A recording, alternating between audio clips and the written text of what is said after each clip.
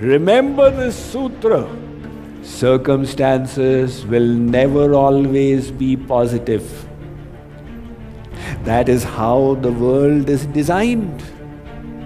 It is planned out as the university of hard knocks. There are times when life tests us, when difficult circumstances come to us. The question is, how will you choose to respond at that time?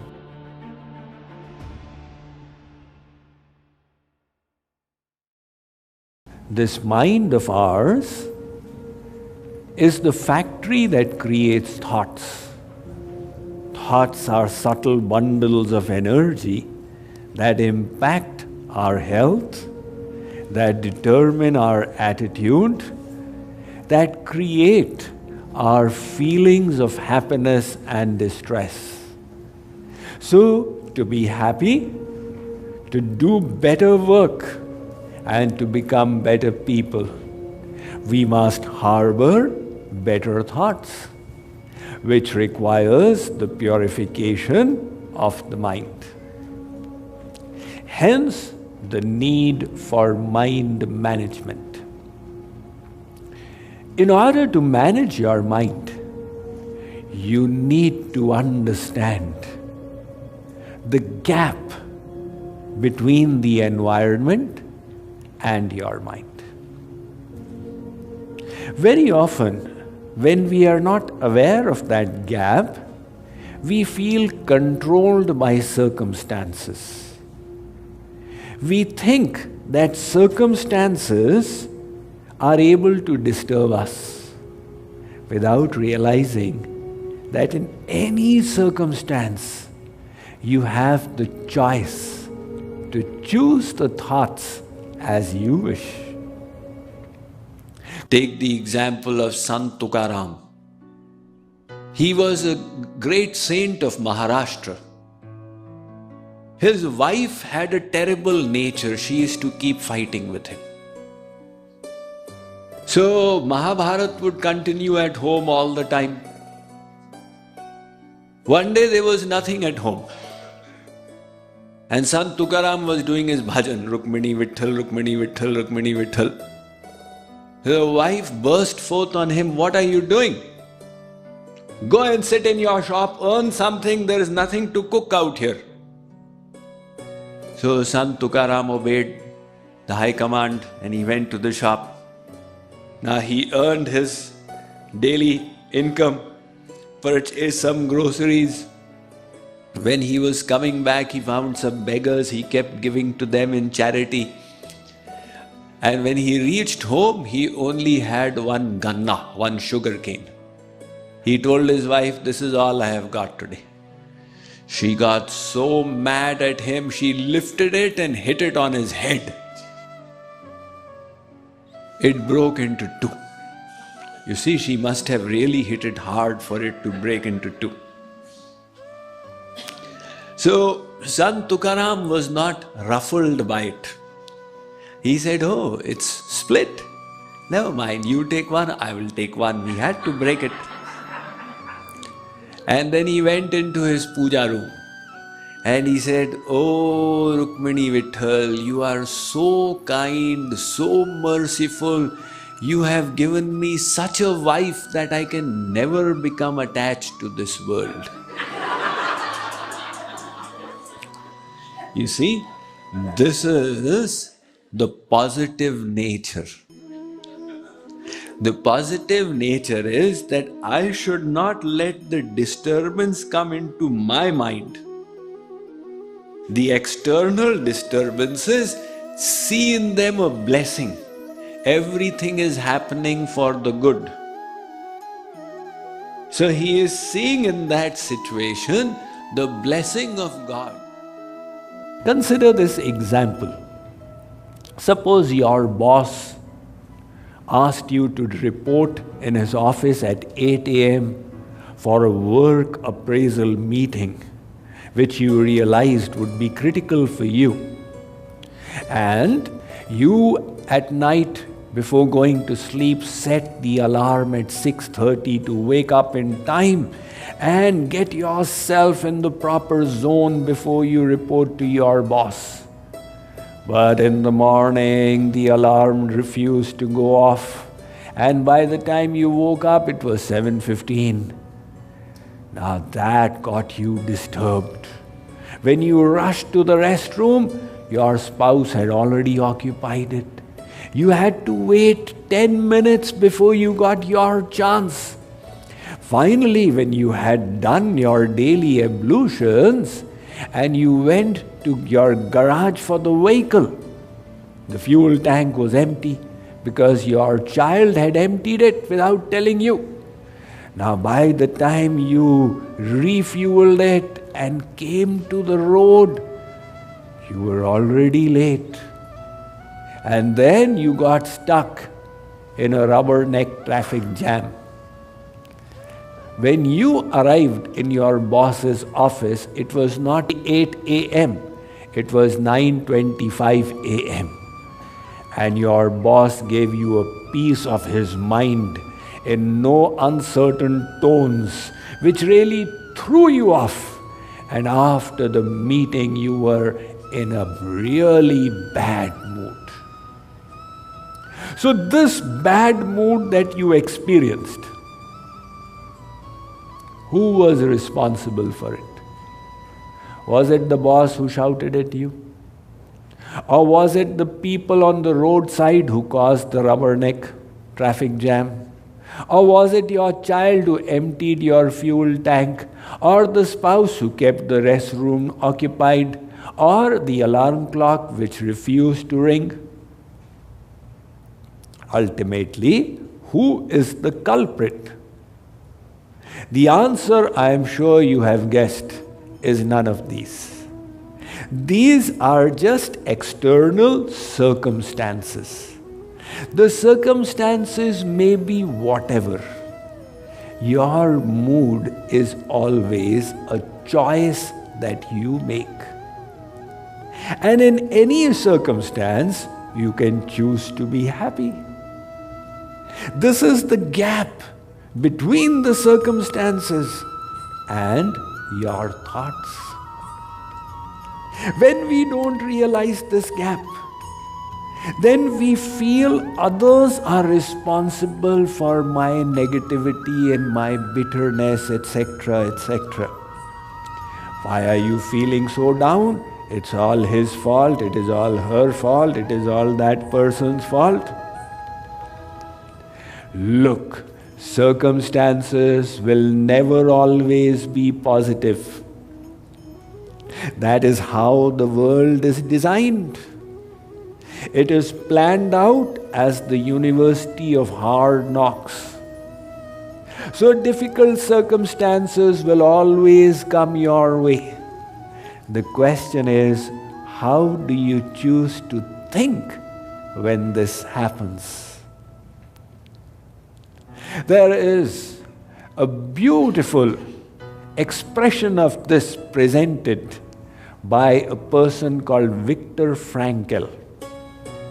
He was a Jew in Austria, and he was a practicing psychologist. However, when World War II broke out and the Nazis were rounding up the Jews and throwing them in concentration camps, Viktor Frankl, along with his family members and his brothers' families, all got thrown into the camps. He was separated from his wife and daughters and came to know later on they had died. He describes the horrors in the worst of those concentration camps, Auschwitz. He says they would make us live without clothes. They would whip us. They would make us do the worst menial work. We would not know whether we'd stay alive in the morning or not.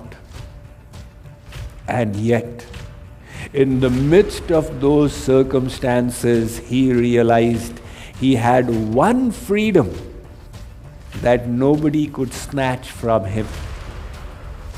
the freedom to choose his thoughts. So he decided to exercise it and to be happy. He could be seen smiling or even laughing, and he was obviously cheerful. The guards looked at him and said, "Why are you so happy?" He would say, "My choice." He continued to live through that ordeal while so many people there died. He said, "This secret I will share with the whole world when this is over." And finally, when he was released, he went to live in Israel and he wrote his book, The Search for Man's Meaning in Life. He says there are times when life tests us, when difficult circumstances come to us. The question is, how will you choose to respond at that time? He was awarded accolades in all the 5 continents. His book was translated around the world, and he was a living example that no matter how difficult situations may become, you are free to be happy. It's the choice that you make. And that choice exists because of the gap between the circumstances and your mind. Take a look at the saints in this world. Surdas, Tulsidas, Mirabai, Tukaram, Narsi Mehta, did they have an easy life? Of course not. They were socially oppressed. Many of them were exceedingly poor. They had family difficulties or physical handicaps. And yet they chose to always harbor loving and positive thoughts. But unfortunately, the vast majority of humankind does not understand that there is a gap between situations and the choice of thoughts that we make. And without this awareness, they become like slot machines. A slot machine? What kind of an analogy is that? Yes, because a slot machine doesn't respond, it reacts. You put a penny in it, it will react. Likewise, you behave like this, they will react. You behave like that, they will react. Whereas those who are mature, they say, we will not react, we will respond. Situations may become difficult. Life can serve us with lemons. But when it does, whether you wish to become bitter about it or to make a lemonade out of it, is the choice that you are responsible for. So we are responsible for our own thoughts. What is responsibility?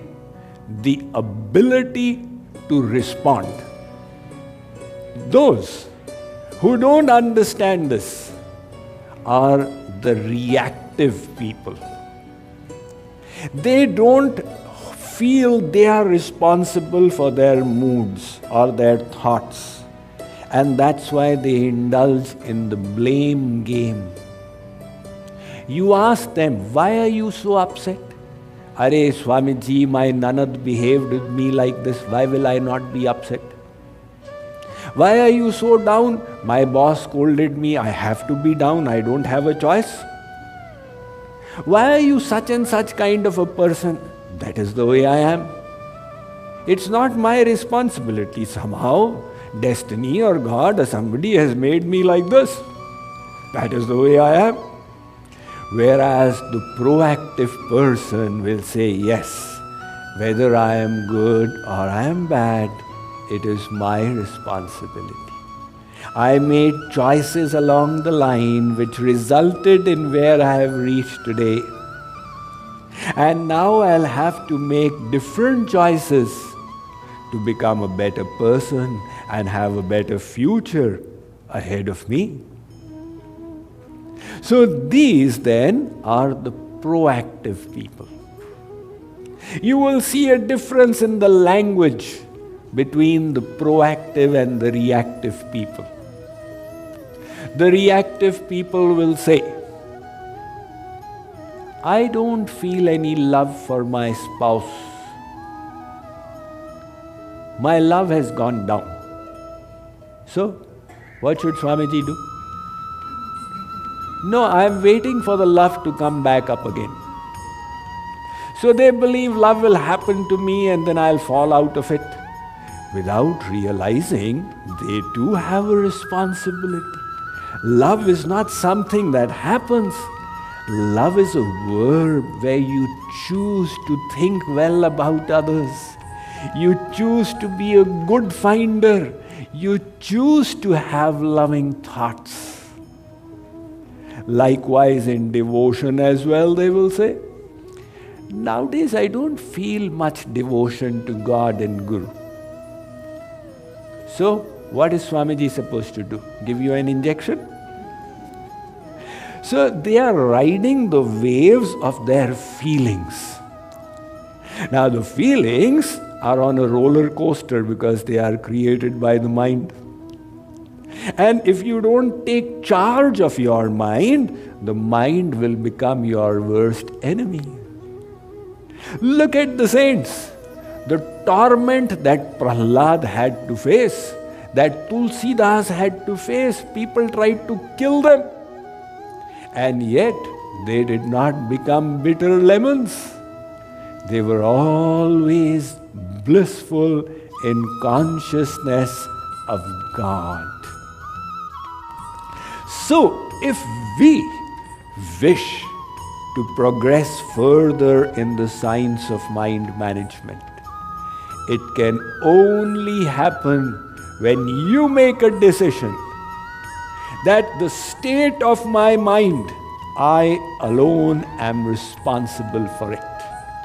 And I need to start changing the thoughts that I harbor. If I am unhappy, I am responsible for it. Period.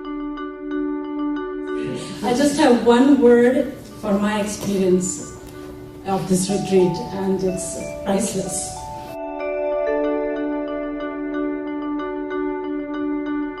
It's really one of the most amazing times of the year.